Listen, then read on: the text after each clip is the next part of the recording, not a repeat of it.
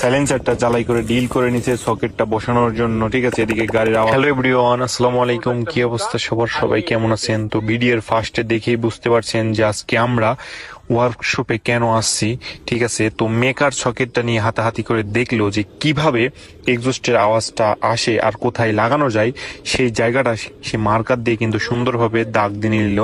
এদিকে আমরা চলে গেলাম মোটর সাইকেলের দোকানে, যাই ওখানে সাইলেন্সারের পাইপটা খুলতে হবে। সে মেকার তাড়াহুড়া করে খুলে দিল।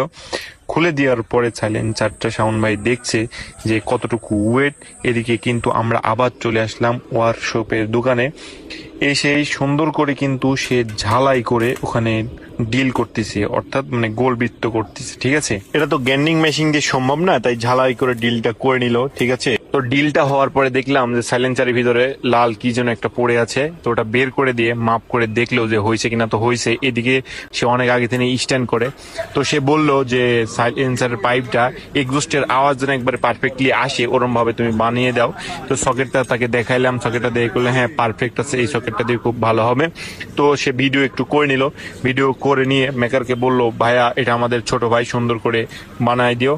তো মেকার বললো আচ্ছা ঠিক আছে বানাই দেবো। এদিকে কিন্তু সে বানাচ্ছে সুন্দর করে এক্সস্ট বানানোর কাজের উপরে শেষের দিকে, ঠিক আছে। তো আমি খুবই হাতে বানানো এক্সস্টের আওয়াজটা কেমন আসে দেখাবো গ্রাউন্ডে, ঠিক আছে।